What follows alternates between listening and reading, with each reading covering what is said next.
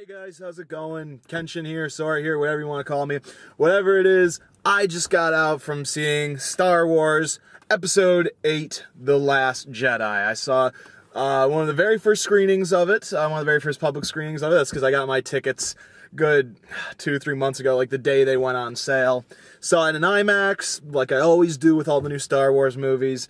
And so, I'm going to give you a quick breakdown of things. The first little bit here, this part is going to be spoiler free. We will be getting into spoiler territory, but I will make that very abundant when we get there. So right now, spoiler free territory. This is a fantastic addition to the new legacy of Star Wars. I thought that it told a very great story. It went to places that I wasn't quite expecting it to. I'm thinking many of us were all imagining that this would be sort of as Force Awakens was a rehash, as some felt. I felt like it was more of a tribute than anything, but some people said Force Awakens was a rehash of A New Hope. I feel like many of us expected that this would be as well. And I mean, it would be a rehash of Empire Strikes Back, not of New Hope, but you know, okay, we're going to rehash Empire, we're going to rehash New Hope, we're going to rehash Empire, and then, you know, like it was going to be original trilogy 2.0. And perhaps it might seem that way from the outset of the film. But what I am very glad about is that, despite the fact that there were some callbacks, it was not nearly as numerous as we saw on Force Awakens. It was a few things here and there, a few throwaway kind of things, but overall it began to tell a whole new story. As one would imagine, yes, the most significant thing is going to be Luke's interaction with Rey, that being a mirror to Yoda and Luke on Dagobah in Empire. And really, in my opinion, that is the largest callback, if you'd like to call it that, if you feel that that's the thing. But I feel like it makes sense. An apprentice, a neophyte, must train under a master in order to become something. And that was, of course, very heavily advertised in the trailers. But aside from that, and the desperate state that the rebellion and the resistance finds themselves in, as clearly hinted at, driven like a spike through the face is in Force Awakens when the First Order destroys the Hosnian system, the resistance is in dire straits, much like in Empire Strikes Back. But aside from those two major things and a few throwaway things here and there, the greater plot of the film itself is not dragging on Empire. It keeps those two things as driving forces, yes. But unlike Force Awakens, where it was callback after callback after callback, we're bringing these old characters back. Oh, they have an even bigger Death Star. They're gonna destroy our base. It takes the desperation of Empire, the extreme desperation, and cranks it up even more to where we see that, wow, this is a bad situation, but not without hope. And that's what made Empire so great. We saw the rebels getting their asses kicked from one end of the galaxy to the other. And we find that sort of desperate stalemate is also present in Last Jedi, as one would have predicted. And it makes for a very compelling film, very desperate, it's very weighty. We don't feel like, oh, well, they'll make it out of this. There's moments of vast uncertainty. And we get questions answered, and some not so much. And it's going to subvert your expectations, I think, which is really cool, because there was a lot of talk of who is Supreme Leader Snoke? What's Luke going to do with the lightsaber? What's Kylo's fate going to be? What is going to happen with all of these things? Some of these things are answered. Some are answered in ways that you won't expect. And I think they handled it very well. I had a great time with this movie. I think it was better than Rogue One. Then again, unlike many people, I was not a fan of Rogue One.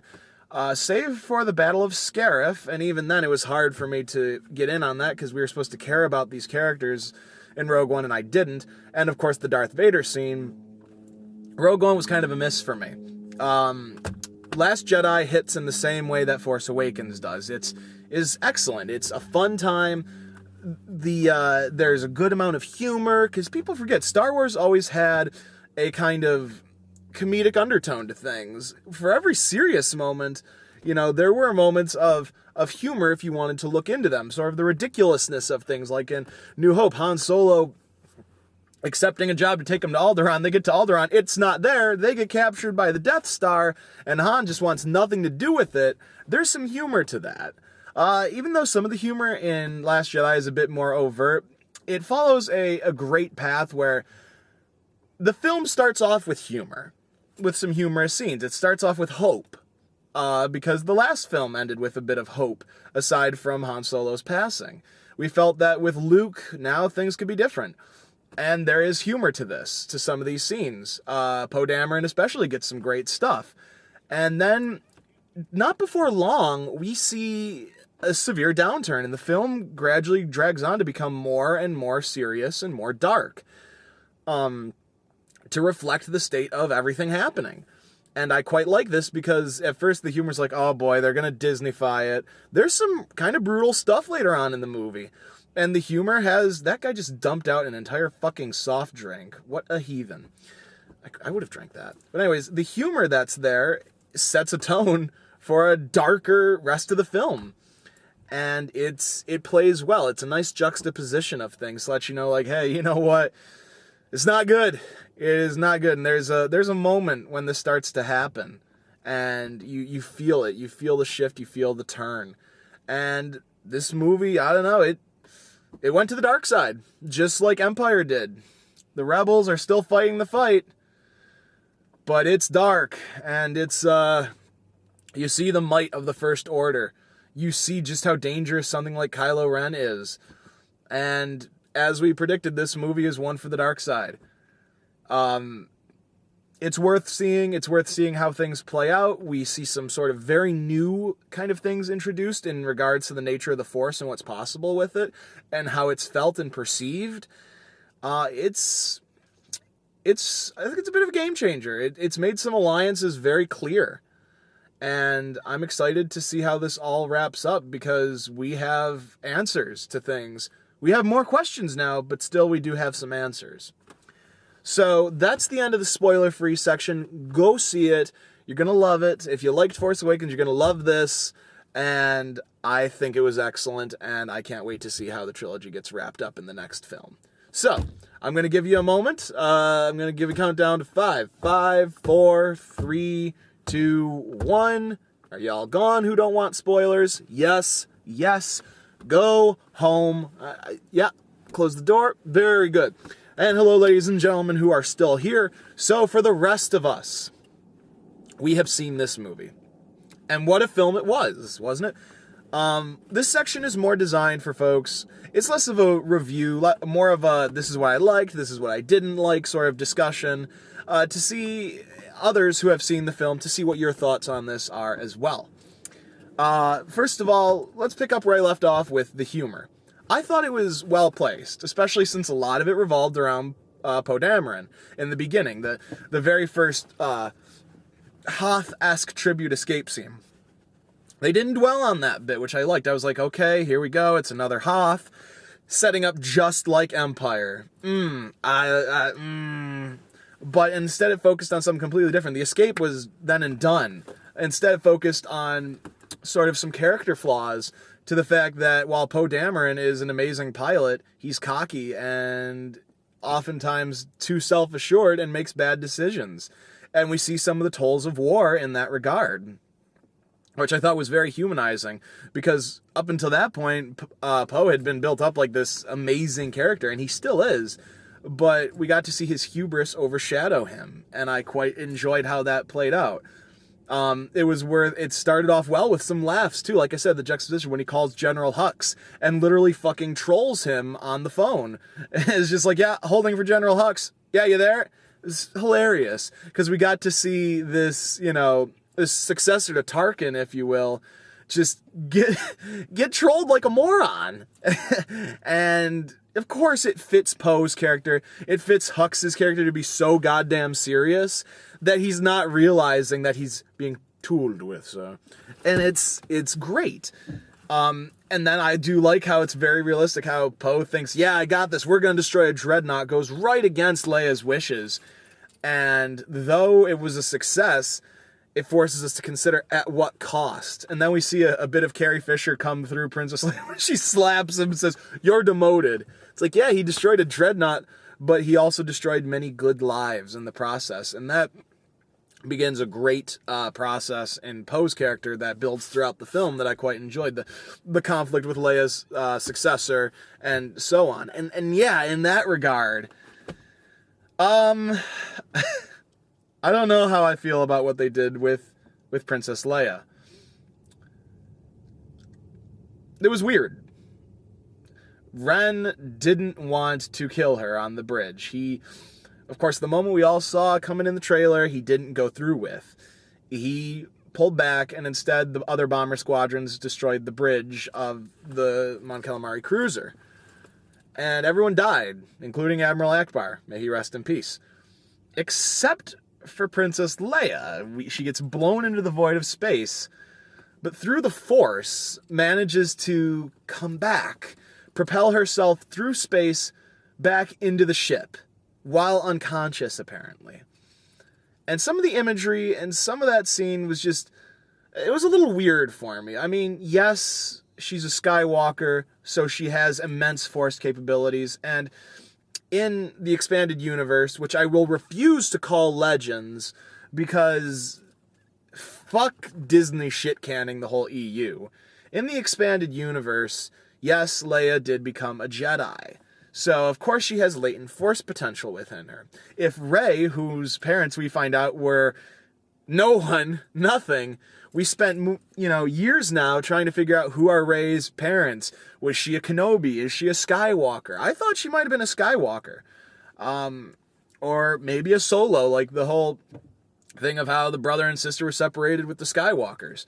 But, she's nobody. She was sold for money, for drink, for some salvagers on Jakku, some drunkards. She was sold for booze. That's brutal. And it's great because just like the first thing that Luke does when he gets the lightsaber from Rey, he literally takes it and throws it off a fucking cliff. That was a joke that so many people made, or it was like a meme where people are like, yeah, Luke's just gonna take it and throw it off the fucking cliff and walk away. Like, yeah, that would be funny. No, he fucking does that, and it's funny, but it's not a moment of slapstick, and it's funny just because it's kind of like, hey, all the last 2 years, we've been wondering what's gonna happen, and but it fits because Luke is already established as, via the trailers, I think in this regard, the trailers helped this scene because it was established that Luke wanted nothing to do with the Jedi anymore, and as I predicted, felt that the Jedi were a force too powerful to be allowed in the galaxy. A lot of people were, I think, wrongfully predicting that Luke was going to be on the dark side. He wasn't. I never thought that. And to be honest, I don't know how or why others thought that as well. Nothing to me indicated that would be the case. We know he failed and we know he fled. Luke, knowing the power of the Force, would not flee unless he was genuinely afraid. Not because he wanted to go join the dark side. Like, why would Luke flee if he was going to be evil? It doesn't make sense. And so, of course, that didn't happen, which is good. And instead, he just takes the lightsaber and chucks it. Doesn't ask where his other hand is. Doesn't ask where she got it. At least not right away. He just throws it off the cliff and wants nothing to do with it. Nothing. And it's funny. But at the same time, it does well to establish the sort of character that Luke is going to be in this film. That he believes that the Force, as I predicted, he believes the Force is just too strong for any one being to control, and it would be better off that it simply did not exist. And where is my phone? Oh, it's in my pocket. That it would be better off if it simply did not exist. And as such, that helps build the sort of conflict, kind of like Yoda and Luke in Empire, but different, because Yoda was just being difficult and eventually broke when Obi-Wan said something. In this case, Luke kind of, he doesn't quite break, but I feel he's curious about Rey's powers and wants to see what lies within her. When he sees it, it's almost as if his decision is even more ingrained within him. When he realizes this Force bond between Kylo and Rey, that's when he's like, yeah, you know what? I tested the waters. I don't want anything to do with this. I left for a reason. But at the same time, it also helps him understand that, yeah, I left for a reason. I don't want anything to do with it. But if I don't do anything, am I not responsible for what happens? And that's what's explored. I quite enjoyed the sort of, it was a reference, not quite, but the very trippy scene where Rey goes into the cave beneath the island. Something very dark that she said was there. And when she peers into the mirror, it's like a mirror of Erised. She wanted to know who her parents were. And we have like an infinite hallway of mirrors, and she's reflecting. And, you know, a lot of people would say, oh, that's out of place. It's trippy. It's weird. We don't know the nature of the Force. The Force's nature is reaffirmed in this movie, which I quite like. Because, of course, none of us fucking can stand midichlorians. Fuck midichlorians. But there's a whole scene dedicated to Luke sort of saying, nah, fuck midichlorians. The Force is the universal life force. Thank God for that. Teases Rey with a blade of grass because he's a silly old man. And the whole Force bond thing I find quite interesting because that is, of course, one of the primary mechanics of KOTOR. The Force bond between the player and Bastila in the first game, and then Mitra Surik and Kreia in the second game. Of course, KOTOR 1 spoilers, you know, if you haven't played KOTOR 1 or you're planning on it, whatever, your main character is Revan, who looks a lot like Kylo does with the mask on, and you're bonded to a female who kind of, you know, Bastila kind of looks like Rey. I just kind of want to throw that out there. I feel like that was a subtle thing there. And even though we find out that this bond was created by Snoke as a method of manipulation, we still see, even after Snoke eats shit, which was great, that the bond remains, and Rey chooses to turn away from Kylo because, again, in a callback scene, you know, when they're in the elevator, because there were quite a few callbacks to both Empire and Return of the Jedi, and I think they're doing this to set up for the third one, where they're really going to break out. They're trying to ease people off that love of the original trilogy and tell something new, which they've really flexed their muscles with. And here, there was the scene in the elevator where it's like, there's still good in you, I know it. No, there's not. We go face the Emperor. And we think maybe Kylo comes back. You know, they're fighting side by side. He saves Rey from the Imperial elite guards. And it's like, wow, okay, that's, I don't know. I wasn't feeling his shift back to light. But thankfully, hold up. Thankfully, that wasn't what they were doing. They were making it clear that Kylo had made a choice. He made a choice for ultimate darkness. He killed Snoke to take his power. And we have no fucking clue who Snoke was, and I feel like by killing him, they're telling us, no, it doesn't matter. Doesn't matter. I don't know about that, though, because that makes it kind of shitty, because we're led to believe he's this almighty being that seduced Kylo Ren, but how? Why? In what way? But he's dead. We might find out more about him, but I love it. It's just like, people are like, oh man, you know, Kylo Ren came back. You know, the theater was singing that, but I'm like, I don't know. I think it's cool that he's fighting alongside Rey, but I think he's giving in to true darkness, not by striking down Rey, but by striking down his master to claim his throne as, of course, supreme leader. And that is seen when Rey's like, we gotta save the resistance. Kyle's like, join me. Of course, like father and son with Vader and Luke. We can rule the galaxy. And Rey wants nothing to do with it. And we see Kylo then aggressively take the mantle of supreme leader. Whether or not he deserves it, I don't know.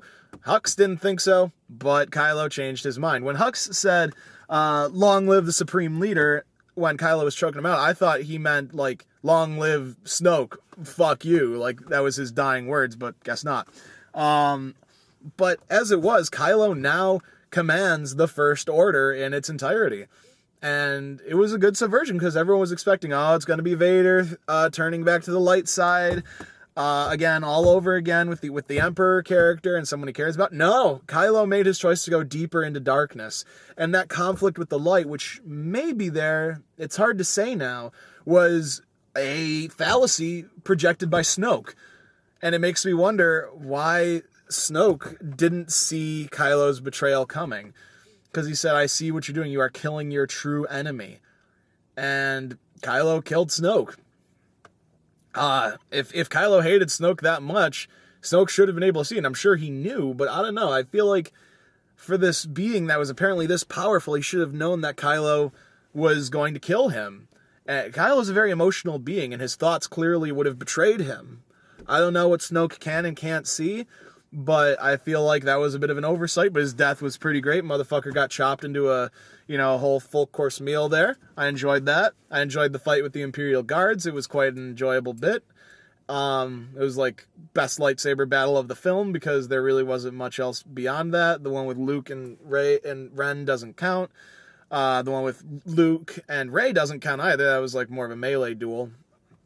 There was no big film-ending lightsaber fight. That was more it than anything else, because it was just a cool moment of these two very, very powerful Force users fighting side by side, one for good and one for selfish evil. And we don't know exactly who is making what choice throughout it. So it was quite interesting. We didn't know if Rey had given in, if Kylo had come back, or what, but rather it served to cement their roles further. Rey is turning away from the dark side, even though she is tempted by it, and we see quite a bit that she is. Some of her abilities are frightening, especially from Luke's perspective. And we see Kylo Ren assert himself into evil. And it was a heavy thing. But yeah, again, I think I got off track talking about Princess Leia a while back. Yeah, her return to the ship was bizarre. Like, there was some weird imagery there. I don't know, man. That was the only part of the film that I was like, yeah, she's Force sensitive. I get that, but it's a little weird. I don't know. I imagine she's capable, but she's never exhibited anything like that until now. And we've never seen any other Force user do something like that, especially one untrained.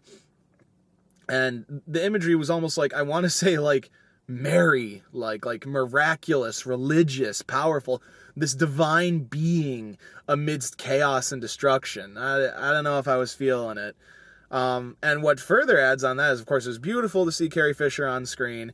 She's alive at the end of the film. Of course, at the end of the credits, it says, in loving memory of our princess, Carrie Fisher. But now this begs the question, what is Princess Leia's fate going to be come episode 9? Because Leia is still alive. Are they going to do the facial reconstruction stuff like they did from Rogue One? Are they going to find a way to kill her? Is she going to die in between the scripts? Like, I don't know. I don't know what would work from a filmic sense. I don't know what would work from a respect sense. It's a very difficult conundrum of how it'll be handled. But she's alive at the end of this film, and the Resistance is in a very bad spot. I feel worse than the Rebel Alliance was at the end of Empire. The Rebel Alliance had a bit of a fleet, kind of. Here, like, they're on the Millennium Falcon. That's it. All of their last ditch effort was on the salt mineral planet, which I thought was cool, making the salt beneath be red and having one of the soldiers clearly taste it and be like, oh man, it's salt, yuck. Which allowed them to use the red salt not only as a brilliant bit of imagery, just from a visual stunning standpoint, but also to stand in for blood. Of course, you can't well, they did have the pretty gnarly death where the Imperial Guard got shoved into a reactor in Snoke's throat and literally got blown to pieces. That was excellent. Or Snoke crumbled into pieces. That was excellent too. Just like literally got chopped in half, and like this falls off, and arm falls off, and legs fall off. It was great. But it allowed very much like blood and gore imagery to be in there without clearly being that, because we're told, oh, it's salt. So they could show all this that they want, and the censors can be like, well, you made it clear it's salt, it's not blood, so go ahead. So by the time the film scene is over, because that's one of the last bits there, the planet battlefield area is just covered in this, because it's got the white salt on top and red beneath, and it's just covered in blood. And we see Kylo Ren walk out onto it, and we see Luke face him. I thought the film was going to end there. There's a beautiful shot of Luke walking out into the horizon, silhouetted by massive AT-ATs and the sun and the flames And it was just like, wow, that's intense. You see these two folks meeting on the battlefield and blood, salt everywhere. And it's just like, that was clever. That was a clever way to get around showing nastier imagery while still showing like, hey, they want to communicate desperation. And it was communicated. The First Order has the Resistance at every turn, tracking them on board Snoke's ship, get them out of their one base, then this painful stalemate that takes place throughout a majority of the film, where one by one all of the Resistance cruisers and frigates, until you get to the capital ship, are all shot down, and there is desperation there. It's just, they're too far to be damaged by capital ships. The fighters wouldn't be able to destroy them, but they're running out of fuel. They have enough fuel for one more jump to hyperspace, but the First Order will track them through hyperspace, and no matter where they go, they'll be found. And the code cracker from the casino planet, which I thought was a very interesting sort of take. I thought the hacker was going to be someone like Lando or something. I'm glad they didn't go and retcon another character in there. The hacker, codebreaker, betraying them to the highest bidder, like, it's kind of cool. They're like, yeah, no, he's not a good guy. He's in it for the money. And that sort of was a good mention to just the nature of bounty hunters. And greater yet is when we find out that characters in the film, in this in the casino place, they're all weapons dealers, and they make weapons for the First Order and the Resistance, thus giving us a glimpse and a commentary into real world politics about weapons dealers who will sell to both sides. You know, they don't care who wins or loses. There was the line near the end of that scene on board the ship where it's like, yeah, you blow them up one day, they blow you up the next. And it's like, yeah, the greater problem here is not the policies of the First Order and the Resistance, is these rich people just sitting in these pleasure yachts, this Las Vegas type place, and just sending the credits in, funding the war. That's a strong statement, and you don't need much illusion there. That's a very real statement about a very real case in the world. And I think it was ballsy to do that, but it was excellent. I feel like it reflected well. I liked the conflict between Poe and the new commander, even though I never cared for her, and I felt like her methods were, even though she ultimately was a good person and Carrie Fisher believed in her, she was a little bitchy. I think she could have given Poe a little more room to do things, even though Poe was overconfident in himself. And I feel like they were trying to make a commentary on leadership of men versus women. I think they went a little too far on that, making Poe too cocky and her too bitchy. But in the end, she did some fucking amazing and made a bitch out of a lot of the science that a lot of people are like, oh, hyperspace, it can't be possible because anything that comes with you is decelerated at this speed and you have to go like this, and if there's anything in your way, blah, blah, blah, blah, blah, blah, blah. So they just fucking send a Mon Calamari cruiser into hyperspace, straight through the fucking First Order fleet, ripping Snoke's Superstar Destroyer in half, and this beautiful scene where it's just like, oh yeah, like we could see that's what it was coming to, but seeing it and the effects, like the very stark black and white, like sort of blue tinge to it, as you just see like where the ship just tore through everything, it speeds faster than light, and this just immense amount of destruction beyond comprehension, and General Hux being like, what the fuck happened? And Red's like, Snoke died.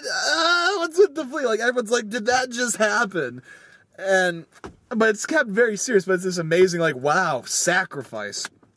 And yeah, there were a few moments of other characters dying teased, like Leia's especially. Still weird. Finn, it was teased he was gonna die, but the love interest kind of character saved him. Yeah, I don't care about love interest. They don't have chemistry, but they're cool. And there's a bit there where I think, see, there's so much to remember now. We've already had Poe dying being teased to us a few times, like, so that didn't even become a thing. Like, in the last movie, God, he was dead for half the film, or so we thought. And, yeah. Yoda comes back, motherfuckers. Yoda hangs out with Luke, and it's still Frank Oz, and it's still awesome, and it doesn't feel like, again, like a cut-in thing. It's like Luke needs wisdom. He's unsure, and who better to provide that wisdom than Yoda himself? In a quite great moment where it's like, Yoda appears to Luke in the same way that Ben would have appeared to Luke on Dagobah. Or Hoth, or the otherwise, like in the other films. It's just like, hey, or Ben appeared to Yoda on Dagobah, where it was like, hey, he needs to be trained. And Yoda's like, listen, you need some answers, here's what. Boom! Strikes a tree with lightning. It's just like, the Jedi aren't about texts and an ancient tree. It's about the way it's taught. And Yoda, once again, always a man of many great advices, says failure is the greatest teacher. And that is what makes Luke realize he can't give in to fear.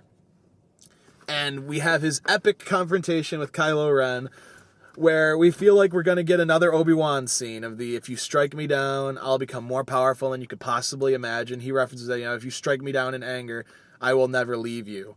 And Kylo tries to murder Luke, and Luke's just having none of it. They try and blow him away with all the AT-ATs, nothing. Tries to slash him up with the lightsaber, nothing. Turns out Luke used the last of his Force energy because he sort of tied himself, closed himself off from the Force, tried to suppress it. Kind of, I was reminded of Mitra Surik in that regard from KOTOR 2. And now he's trying to do it again, and he uses such an immense force amount within him that it simply overexhausts his body, and he transcends into the living force. He has truly fulfilled his purpose and becomes a part of the living force. He disappears. He doesn't die. A lot of people are going to be like, oh, Luke dies. No. Much like Yoda disappeared, much like Obi-Wan disappeared, he has transitioned into the living force by fulfilling his purpose, by giving his self and being in the interest of good. He has transcended and become one with the living force. He's not dead. We saw him vanish. We saw his robe fly away. He is now truly one with the Force. Just as whenever anyone calls upon the Force, they are calling upon the powers of those who have passed into it. Obi-Wan, Yoda, now Luke. It's brilliant, it's beautiful, and it's respectful. When Han died in Force Awakens, I bawled my eyes out. I couldn't enjoy the rest of the film because I couldn't see it, because I had tears in my eyes. They were all fucking puffed up and everything, sniffling. Everyone was like, it's going to be okay, buddy. But in this, Luke's death was so dignified, and it wasn't a death. It was passing on to become a part of the living Force and becoming a Force ghost. And it was dignified. He did the right thing. He bought time for the Resistance to escape and gave of himself willingly. Just gave that last bit he had inside of himself to the Force and became the Force. Beautiful. Huge, beautiful, wonderful. And Kylo's rage. Refusing now, like when he was told by Snoke that you have failed. You are not Darth Vader. And we see Ren. Some of us thought perhaps that, okay, now Kylo's going to try and join the light side because the dark side didn't work out for him. No, Kylo joins Kylo's side. He's done with Snoke. He will control the First Order by whatever means necessary, whatever he must do. And that's sort of what sets that in motion when he stops wearing the mask. Kylo does not wear a mask for a majority of this film because even Snoke says, take that stupid thing off. You don't need it.